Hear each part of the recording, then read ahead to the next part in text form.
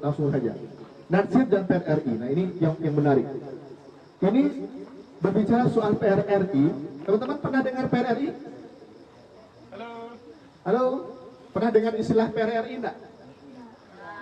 Orang Minang kalau enggak pernah dengar istilah PRRI ini kebangetan sebenarnya. Pernah dengar istilah PRRI?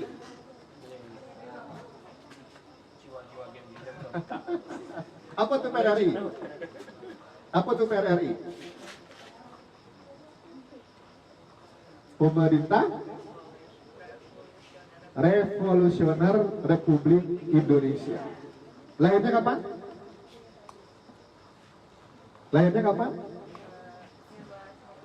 1950. Melawan siapa?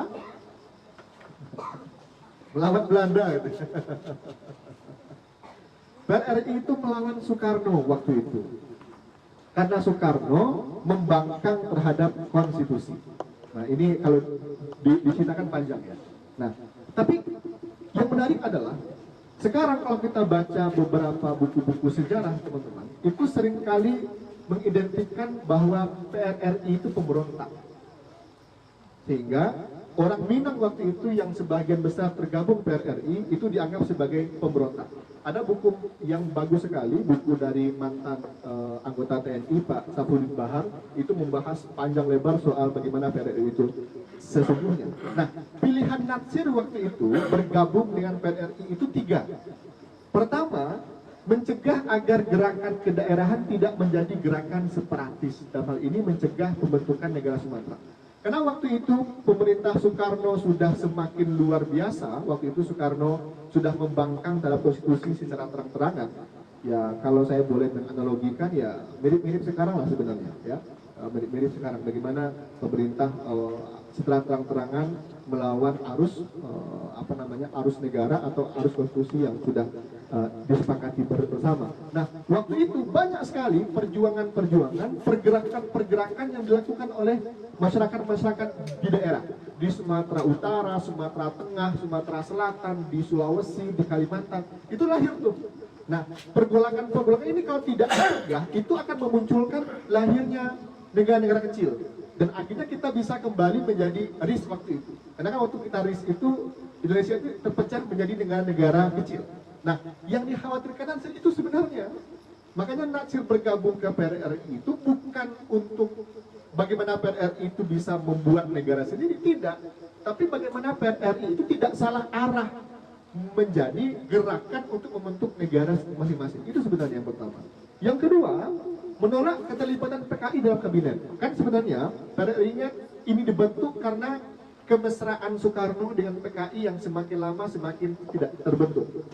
Ya, kedekatan antara Soekarno dengan PKI yang semakin lama semakin parah, kemudian PKI menjadi anak emas dan itu membahayakan terhadap Republik dan terakhir terbukti ketika pemberontakan G30S. Nah, itulah sebenarnya yang dikhawatirkan. Nah, yang ketiga itu untuk melanjutkan dialog dengan pemerintah pusat waktu itu. Nah, ini 3 alasan kenapa Natsir akhirnya memilih PRRI, dan walaupun waktu itu PRRI dianggap gagal oleh sebagian orang kalau kita baca buku-buku sejarah, tapi belakangan baru kita tahu bahwa apa yang dikhawatirkan oleh PRRI sesungguhnya itu yang terjadi akhirnya yang menimpa diri Soekarno itu sendiri. Nah, kemudian yang menarik lagi soal Natsir ini, mosi integral. Ada yang pernah dengar mosi integral ini?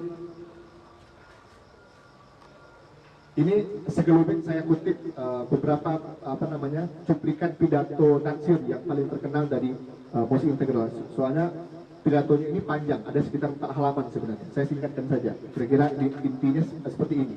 Nah, ada yang pernah baca? Ada yang pernah dengar mosi integral Natsir? Ini sejarahnya ketika kita masih menjadi RIS Republik Indonesia Serikat, lalu kita kembali bergabung menjadi negara kesatuan. Lahirnya Undang-Undang Dasar sementara tahun 1950. Nah, pelopor kembalinya kita menjadi negara kesatuan Republik Indonesia itu adalah mosi integralnya Natsir.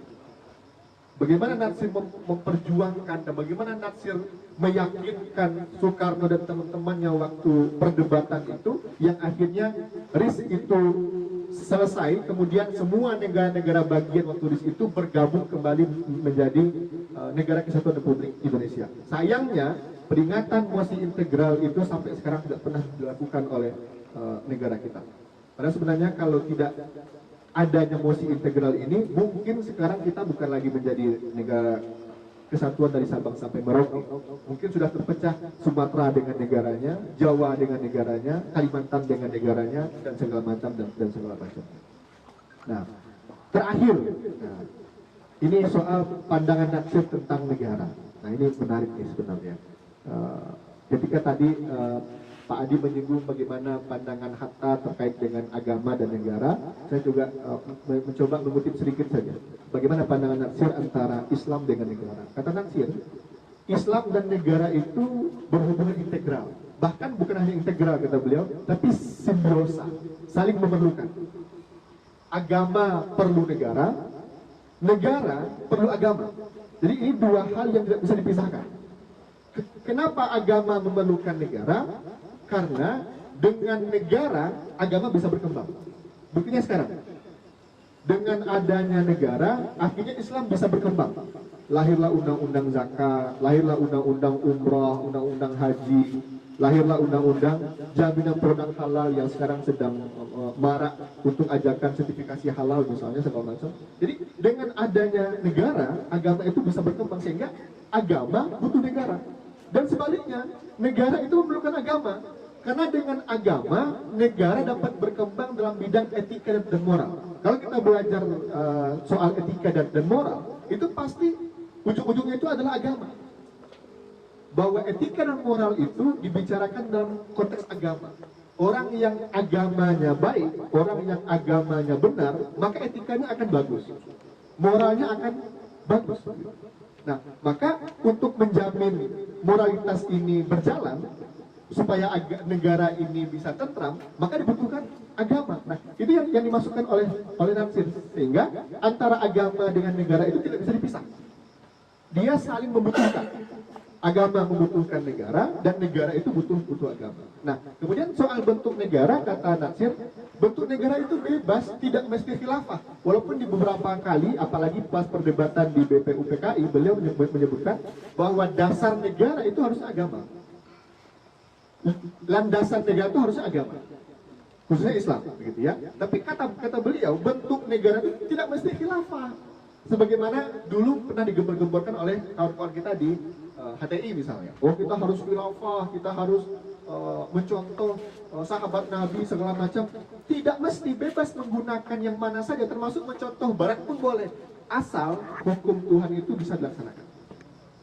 Mau sistemnya kayak barat, mau sistemnya kayak di Eropa, mau kayak gimana pun, dan silakan saja, bebas, asalkan hukum agama, hukum Tuhan itu bisa dilaksanakan. Nah, itulah konsep yang dikatakan oleh Natsir. Makanya Natsir tidak pernah menolak Pancasila. Natsir malah yang selalu mengkampanyekan beberapa kali itu, termasuk ke Pakistan, bagaimana Pancasila itu sebenarnya landasannya adalah Al-Quran. Waktu beliau kasih kuliah umum di Pakistan, itu beliau menjelaskan bagaimana hubungan antara Pancasila dengan Al-Quran itu sendiri. Nah, kemudian akhirnya pada tanggal 14 Sya'ban hari Sabtu tahun 1413, tepatnya 6 Februari 93 pukul 12.10, Muhammad Natsir Datuk Senaro Panjang berpulang ke rahmatullah. Beliau wafat tahun 93. Dan beliau menulis pesan terakhir sebelum wafat, ada 4 keinginan beliau yang belum tercapai katanya. Yang pertama, orang-orang yang rukun, orang-orang yang beragama, orang-orang yang penuh rasa tasamuh dan penuh rasa toleransi. Walaupun sebenarnya ketika beliau memimpin sebagai Perdana Menteri, waktu beliau di zaman Orde Baru, hal-hal yang seperti ini sebenarnya mungkin lebih baik dibandingkan dengan sekarang. Tapi Natsir menyatakan hal itu selama beliau belum tercapai, dan kata beliau inilah yang menjadi PR untuk masa-masa yang akan datang. Oke. Nah, terakhir sebagai penutup saya mengutip 2 quotes dari Pak Natsir. Pertama, kata Pak Natsir, untuk mencapai sesuatu harus diperjuangkan dulu, seperti hanya mengambil buah kelapa. Teman-teman tahu buah kelapa? Tahu buah karambia? Karambia itu kalau tidak digulung enak, itu. malah yang jatuh itu mumbang. Karambia mudu yang busuk. Tapi karambia masak, masak-masaknya karambia, dia tidak akan jatuh kalau tidak diambil. Bahkan kadang-kadang ada yang lah tumbuh tunihnya jatuh. Nah, beda dengan durian. Nah, durian itu tidak tarago di dulu, dia jatuh langsung. Jadi kata Natsir, sesuatu itu harus diperjuangkan, tidak dibiarkan saja. Jadi kalau Anda jatuh cinta sama seseorang, perjuangkan. Nah, bukan dibiarkan saja. Bukan, wah, nanti kalau jodoh akan milik saya. Nggak bisa, Anda perjuangkan dulu, Anda usahakan dulu. Nah, jadi hidup pun sama. Jadi apa namanya, saya mengilhami dari pernyataan penasihat ini, hidup itu bukan seperti air yang mengalir dibiarkan saja. Karena kalau kita lihat air di sungai, kadang-kadang ya kalau ngalirnya lurus ya oke. Tapi kalau ngalirnya ke tempat orang buang air, Pak, kotor jadinya. Jadi yang mengalirkan itu siapa? Kita yang akan mengarahkan. Kita yang berusaha untuk mencapai sesuatu. Nah, baru setelah kita perjuangkan, baru setelah kita usahakan, baru disitulah datangnya yang namanya tawakal tadi. Baru kita serahkan, apa takdir. Tapi kalau tidak pernah berusaha, tidak pernah diperjuangkan, lalu ngomel, oh inilah takdir saya, apa takdir. Usaha aja enggak. Itu kira-kira ya. Gitu kira-kira. Oke, itu yang pertama. Kemudian kata Natsir yang kedua, suatu bangsa tidak akan maju sebelum ada di antara bangsa itu segolongan guru yang suka berkorban untuk keperluan bangsanya. Ini sebenarnya cambukan bagi kami nih, bagi para guru, bagi para dosen. Banyak sekali di antara kita yang tidak mau berkorban. Berat ini sebenarnya. Ya, berat ini. Tidak mau berkorban. Bahkan mohon maaf, saya itu agak jengkel ketika melihat teman-teman dosen itu kadang-kadang sok-sokan masuk kelas walaupun tidak tahu materinya apa. Sudah merasa pintar. Pas nanti mahasiswanya pintar, mahasiswanya protes, hanya dia marah-marahin. Oh, kamu berani mendebat saya kasih nilai E. Nggak bisa. Bahaya itu. Gitu kira-kira.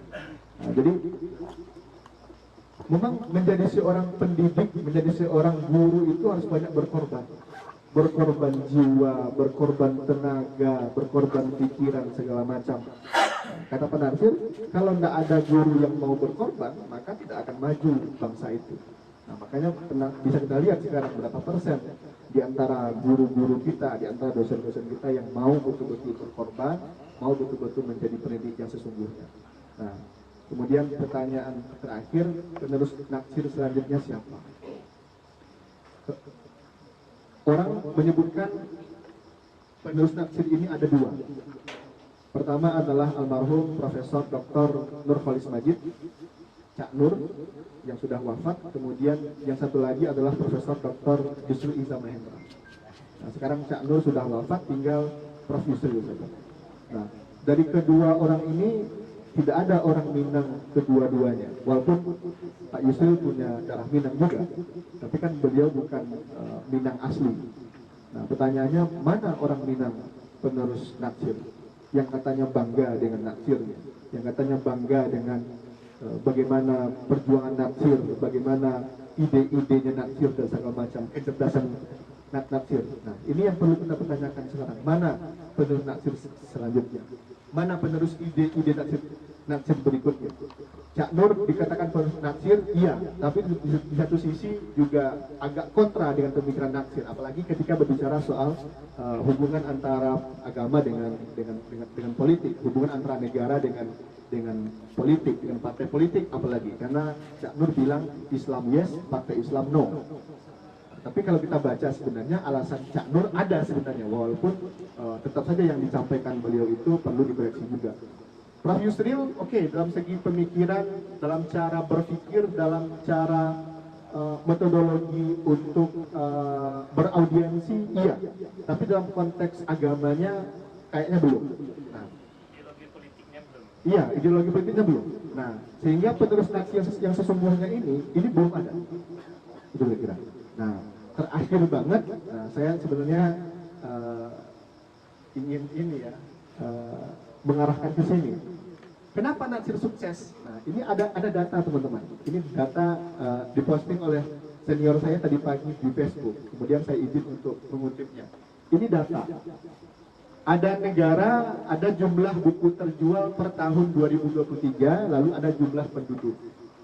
Ternyata Indonesia dengan jumlah penduduknya 276 juta, buku yang terjual di tahun 2023 itu hanya 16 juta. Ini kira-kira berapa persen ini? 2% ya? 2% dari total jumlah penduduk.